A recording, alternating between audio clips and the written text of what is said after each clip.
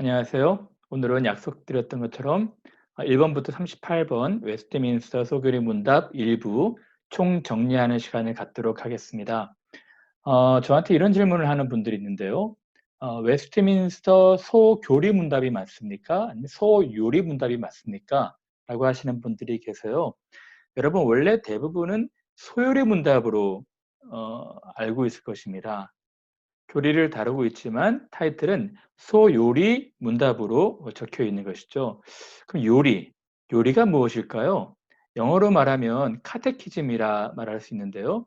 이 카테키즘이 어떤 뜻이냐면 문답 형식으로 개신교의 중요한 원리들을 서머라이징해서 가르치고 있는 아주 기본적인 책이라는 것입니다. 이거를 한자어로는요. 교리와 요리를 이렇게 쓸 수 있는데요. 교리는 가르칠 교, 다스릴 리. 그래서 종교의 이론이라 말할 수 있고, 요리는 중요하고도 요긴한 그런 이론을 말할 수가 있는 것이죠. 그래서 이 한자가 좀 어렵습니다. 그래서 우리 앞선 선배들이 요리문답이라고 표현을 했지만 저는 교리도 무방하다 생각합니다. 어쨌든 기독교에서 가장 중요한 교리를 지금 우리가 배워가고 있는 것이죠. 그러면 오늘 이제 총정리로 소교리 문답 전체 내용을 한번 살펴보도록 하겠습니다. 여러분 1번 문제가 무엇이었을까요? 사람이 살아가는 제일 되는 목적, 인생의 제일 되는 목적에 대해서 한번 살펴봤죠. 사람이 살아가는 제일 되는 목적이 무엇이었습니까?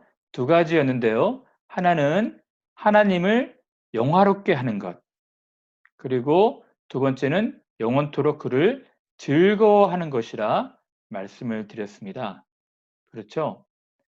하나님이 우리를 창조하신 목적은 하나님을 사랑하고 또 이웃들을 사랑하고 하나님이 지으신 모든 피조물들을 사랑으로 지배하고 다스리는 것일 수 있겠지만 또 다른 표현으로 인간이 살아가는 제일 되는 목적은 하나님을 영화롭게 하는 것이고 또 그를 영원토록 즐거워하는 것이라 말하였습니다. 그러면 여러분, 하나님을 영화롭게 하고 영원토록 그를 즐거워하기 위해서 하나님께서 우리에게 주신 것이 무엇입니까? 그것은 성경이라는 것입니다. 하나님께서 계시를 통해서 우리에게 하나님을 어떻게 영화롭게 할 수 있고 하나님을 어떻게 즐거워할 수 있는지 계시를 통해서 말씀해 주신 것이죠. 우리는 계시 종교입니다. 그래서 특별 계시는 성경이고요. 일반 계시는 우리가 하나님이 지으신 모든 만물이라 말씀을 드렸습니다. 여기서 우리가 조금 더 살펴볼 것은 하나님께 영광을 돌려드린다라는 표현 기억나시죠?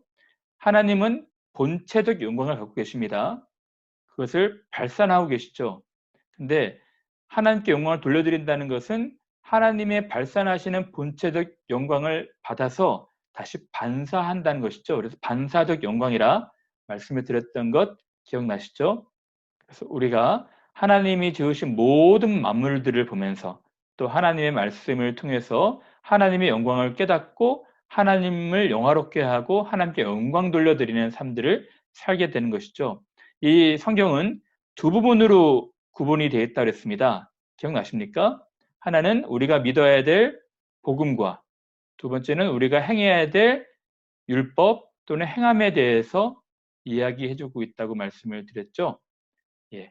그래서 이 복음과 율법으로 구성이 되어 있는 것입니다.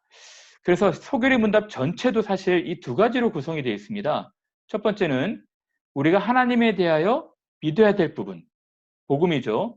두 번째는 우리가 하나님을 위하여 행해야 될 부분, 우리가 믿고 있는 것처럼 하나님 안에서 행하면서 살아야 되는 부분들에 대해서 이야기해주고 있는 것이죠. 그래서 두 부분으로 나눌 수 있는데 1부는 믿어야 될 복음, 2부는 행해야 될 율법 또는 윤리를 말하고 있는 것입니다. 그래서 우리가 이 부분 그동안 2달 동안 요 일부를 같이 공부했던 것이죠. 예, 그래서 1부를 오늘 총정리를 하고 2부도 잠시 우리 앞으로 공부해야 될 부분들도 맨 마지막에 잠시 소개를 하도록 하겠습니다. 자, 그럼 다시 하나님에 대한 교리입니다. 성경은 두 부분으로 구성되어 있다 그랬죠. 첫 번째, 우리가 믿어야 될 복음, 첫 번째는 하나님에 관한 것이었습니다. 하나님에 관한 것이었는데요. 여러분, 우리가 하나님에 관련돼서 무엇을 배웠을까요? 이것은 하나님의 존재에 대해서 배웠고요. 두 번째는 우리 하나님께서 하시는 사역에 대해서 배웠습니다. 그렇죠? 하나님의 존재는 어떤 내용을 배웠을까요? 하나님은 영이시라는 것이죠. 그리고 하나님의 속성에 대해서 배웠습니다. 여러분 기억나십니까? 하나님의 속성은 두 가지가 있다고 그랬죠? 어떤 것이 있었습니까? 하나님은 초월하시는 하나님이세요. 그 초월성을 갖고 계신 하나님이 우리와 함께 하신다고 말씀을 드렸죠. 그래서 우리 함께 쉐어하신 부분이 있고요. 하나님만이 갖고 계신 부분이 있습니다. 이것을 그래서 비공유적 속성이라고 그랬고요. 그리고 이 부분을 공유적 속성이라고 말씀을 드렸습니다. 여러분, 비공유하시는 속성이 무엇일까요? 비공유하신 속성은 영원, 불변, 무소, 부재, 전지, 전능, 그런 하나님만이 갖고 계신 속성이죠.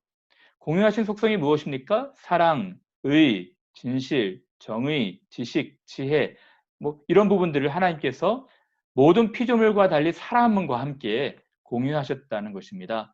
하나님의 존재 방식은 무엇이었습니까? 매우 중요한 부분이었습니다. 삼위일체입니다. 이 부분은 제가 자세히 말씀을 드렸는데요. 트리니타스 해서 세 분이 한 분 되심에 대한 교리가 아니라 성부, 성자, 성령 하나님의 유니티, 하나 되심에 대한 교리라고 말씀을 드렸죠. 예수께서 세례 받으시는 장면, 겟세마네에서 기도하시는 부분, 오순절 성령 하나님을 통해서 세 분 하나님에 대해서 말씀을 드렸습니다. 그렇죠? 근데 이 세 분 하나님은 역할이 다르다고 말씀을 드렸습니다. 하나님께서 구원을 계획하셨고 예수님께서 그 계획을 실행하셨고 성령 하나님께서 적용하신다 말씀을 드렸죠. 하나님의 사역에서 하나님은 작정과 예정에 대해서 말씀을 드렸는데요. 모든 우주 만물에 대한 하나님의 계획을 작정, 인간 구원에 관련된 하나님의 계획을 예정이라 말씀을 드렸습니다. 그 작정에 따라서 하나님이 세상을 지으시고 또 사람도 지으셨죠. 그리고 그 작정하신 모든 그 계획들을 섭리로 운행하고 계시다는 것입니다. 모든 우주 만물에 대한 섭리도 갖고 계시고요. 그리고 인간에 대한 섭리도 갖고 계셨죠. 여기서 섭리에 대해서 우리가 공부했을 때 섭리의 대상, 일반 섭리가 있었고요. 특별 섭리가 있었습니다. 모든 우주 만물을 대상으로 하는 것이 일반이었고요. 특별한 섭리는 신자들, 교회를 향한 하나님의 섭리라 말씀드렸죠.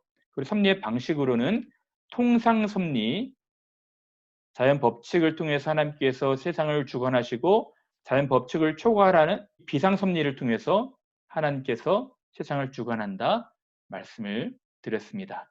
자, 그럼 이제 우리 인간에 관련돼서 함께 다시 정리해 보도록 하겠습니다. 인간에 대한 교리가 무엇이었습니까? 행위 언약이었어요. 여러분이 언약 기억하십니까? 언약에 대해서 잠시 설명을 드리면요. 언약은 새 언약이 있다고 제가 말씀을 드렸죠. 어떤 언약이 있었습니까? 이 새 언약은 먼저는 행위 언약이 있었고요. 두 번째는 구속 언약이 있었습니다. 세 번째는 은혜 언약이 있었죠. 언약은 다 당사자가 있어야 될 것입니다. 그리고 언약의 내용이 있어야겠죠. 다음에 언약의 결과가 있어야 될 것입니다. 행위 언약의 당사자는 아담과 하나님이셨습니다. 그리고 내용은 선악과였습니다. 그리고 결과는 아담이 파기해서 형벌을 받게 된 것이죠. 원의를 상실하고 끔찍한 죄의 결과를 가져오게 되었습니다. 구속 언약의 당사자는 하나님과 예수님이셨죠. 그 내용은 아담이 이루어오지 못한 율법의 의를 이루는 것이었고요. 또 그의 죄의 형벌을 대속하는 것이었습니다. 그러면 그 결과는 많은 사람들을 구원으로 이끄는 것이었죠. 은혜 언약의 당사자는 하나님, 우리입니다. 예수 그리스도를 믿는 우리들. 그 내용이 무엇이었습니까? 예수 그리스도께서 이루어오신 것을 믿으면 구원을 얻는다는 것이었습니다. 이런 행위 언약이 있었고요. 이제 이때 인간이 이 언약을 깨서 범죄를 하게 되었죠. 그래서 죄를 지었는데 이 죄는 불법이라 말씀을 드렸습니다. 하나님의 법을 어기는 것이 죄라 했죠. 하나님의 법은 선악과였습니다. 하나님께서 따먹지 말라고 했던 실과를 따먹게 된 것이죠. 온 인류의 대표로서 그 일을 하였기에 그 후손들이 아담 안에서 범죄하게 된 것입니다. 그러나 온 인류의 대표는 아담을 세웠는데 최상의 죄가 없는 상태에서 가장 탁월한 사람으로 세웠던 것이죠. 아담도 대표였지만 둘째 아담 예수님도 온 인류의 대표였기 때문에 그가 우리를 대신해서 속죄하시고 우리를 이루신 것이 우리에게도 구원이 된다고 말씀을 드렸습니다. 그리고 죄의 결과, 죄의 상태가 무엇이었습니까? 우리가 이제 원죄와 자범죄를 얻게 되었고요. 죄의 결과는 영원한 형벌을 받아서 비참한 상태로 들어가게 된 것입니다. 고난을 받게 되었고요. 수치를 얻게 되었고 두려움, 하나님과의 관계가 파괴가 되었고 이제 죽음, 사망이 오게 되었던 것이죠. 영원한 사망으로 이르게 된 것입니다. 이러한 비참한 처지에 있는 인간을 예수님께서 이제 구속주로 구속 언약을 이루시고 이제 예수님 안에서 이 그를 믿는 자들을 하나님께로 인도하는 은혜 언약을 세우신 것이죠. 그래서 구속자가 되셔서 이 세상 가운데 오셨습니다. 여기서 예수 그리스도께서 반드시 하나님이셔야 됐고 또 예수님께서 사람, 100% 사람이 되어야 하셨던 이유에 대해서도 우리 함께 생각해 보았습니다. 그리고 나서 예수께서 이제 구속주로 이제 삼중직분, 삼중직분을 수행하시게 되는데요. 선지자, 제사장, 왕의 직분을 수행하시게 되는 것입니다. 과거도 예수님 사셨던 당시에도 그리고 앞으로도 예수께서 하나님 말씀을 우리에게 증거하심으로 선지자 일을 하시고요. 제사장으로서는 두 가지 크게 속죄와 중보 사역이 있었죠. 자기가 제물이 되셨고 또 제사장이 되셔서 속죄의 일들을 감당하신 것이고요. 또 중보, 분향 기도하심으로 그를 힘입어 하나님께 나가는 자들을 구원하실 수 있다 말씀하셨습니다. 또 신자들을 통치하시고 지배하심으로 왕의 역할들을 감당하시는 것이죠. 그리고 그의 낮아지심과 그의 높아지심에 대해서 우리가 함께 배웠습니다. 그의 성육신, 고난받으심, 십자가의 죽으심, 무덤의 장사되심, 이러한 그를 지극히 하나님께서 높이셔서 부활시키시고 하늘에 올리시고 하늘 보좌 우편에 앉아 계시고 그리고 이제 나중에 심판주 재림주로 오신다는 것이었습니다. 예수께서 이뤄놓으신 이 구원 사역을 누가 적용하시죠? 성령 하나님께서 이제 적용하고 계신 것입니다. 자, 그럼 성령 하나님에 대한 교리를 다시 한번 생각해 보도록 하겠습니다. 구속을 적용하시는 분은 우리 성령 하나님이십니다. 성령 하나님께서 처음으로 구속을 적용하시는 방법은 효과적으로 우리를 부르시는 것입니다. 효과적으로 효력 있는 부르심을 부르셔서 우리에게 많은 유익을 주시는데요. 그 유익은 중생과 회심이었고요. 회심 이후로 네 가지 우리에게 유익을 줄 텐데요. 첫 번째는 칭의였습니다. 여기서 칭의는 법적인 변화를 준 것이죠. 우리는 원의를 상실한 사람들이었는데 성령께서 이제 다시 우리를 칭의를 하시면서 법적인 변화를 주신 것이었고요. 이 양자는 신분의 변화였죠. 신분의 그 변화였는데 관계의 변화였습니다. 그래서 신분의 회복이 있었던 것입니다. 우리는 하나님의 자녀였지만 범죄함으로 말미암아 그 관계를 상실했는데 성령 하나님께서 예수 그리스도의 구속을 적용하심으로 말미암아 그것을 회복시키신 것이죠. 하나님의 형상을 회복하는 것이 성령 하나님의 구원의 목적이라 말씀을 드렸습니다. 그리고 이제 성화인데요. 성화는 상태의 변화였습니다. 우리가 법적으로 의로화되고 하나님의 자녀가 되었지만 우리는 여전히 거룩하지 못한 사람들이었죠. 그래서 우리의 인격, 우리의 성품을 변화시켜 가시는 것입니다. 그 외에 여러 가지 유익들을 이제 구원받음으로 말미암아 하나님께서 주신다는 것이었죠.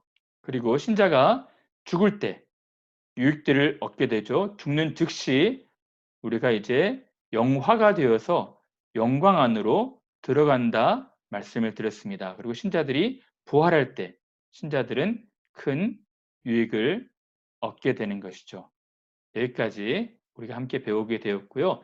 이제는 이제 앞으로 2부 배워갈 내용들을 잠시 살펴보도록 하겠습니다. 다시 한번 정리하면 1부는 하나님에 관련된 것이었고요.